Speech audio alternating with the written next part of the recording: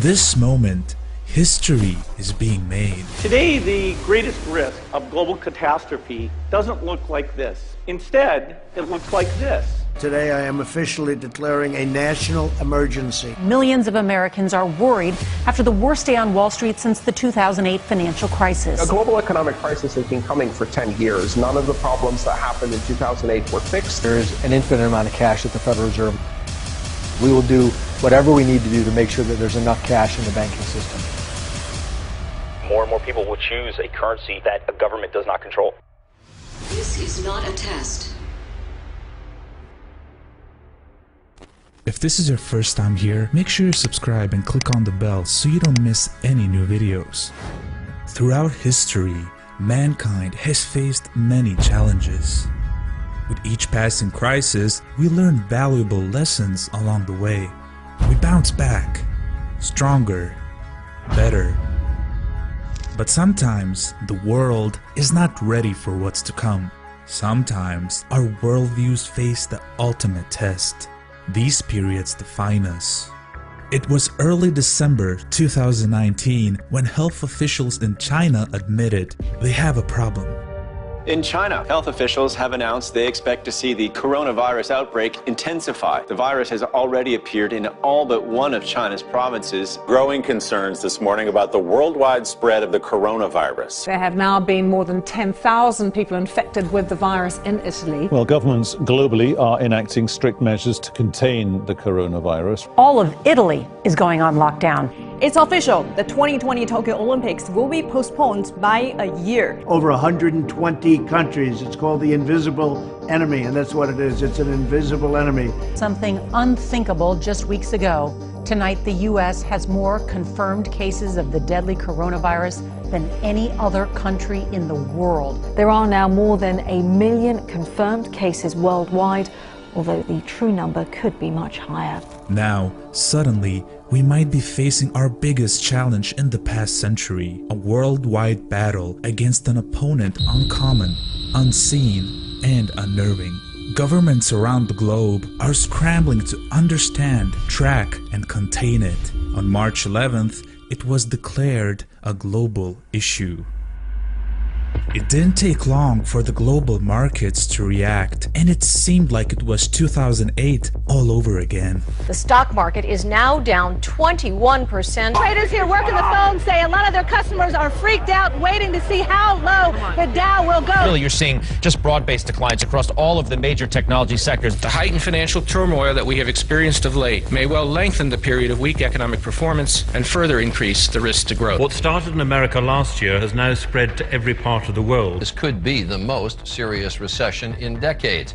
And that means life, as most Americans know it, is about to change, in some cases dramatically. The basic story of the 2008 financial crisis is familiar enough. Memories have centered on government recklessness and private criminality that led up to the crash. It is my opinion that you do not really understand the concept of banking. All the banks are broke. Bank Santander, Deutsche Bank, Royal Bank of Scotland, they're all broke. And why are they broke? It isn't an act of God. They're broke because we have a system called fractional reserve banking, which means that banks can lend money that they don't actually have. It's a criminal scandal, and it's been going on for too long. And most of the problem starts in politics and central banks, which are part of the same political system. We have counterfeiting, sometimes called quantitative easing, the artificial printing of money, which if any ordinary person did, they'd go to prison for a very long time. And yet governments and central banks do it all the time. The sheer effrontery of this is quite astonishing. It's central banks that manipulate interest rates, Commissioner.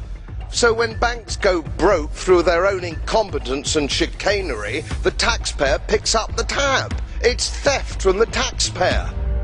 Governments across the West rushed to bail out their ailing financial institutions. The problem was that the world's banks needed dollar funding, and the only institution that could fill that need was the Federal Reserve. Thus began a series of fiscal and monetary stimulus. The money printers were running at full capacity in an attempt to bail out the system. It's a stark reminder that central banks can basically print money out of thin air and slowly ruin the economy. When iconic US investment bank Lehman Brothers Holdings filed for bankruptcy, it shook people's faith in banks so much that a new class of asset, which did not have the backing of any formal bank, came into existence. You confiscate a few $1 billion out of private bank accounts and you print a couple $1 trillion, and all of a sudden, you know what happens? People start to worry. So out of this worry, we have something called the Bitcoin. Now, what's the Bitcoin? Bitcoin is an electronic online digital currency,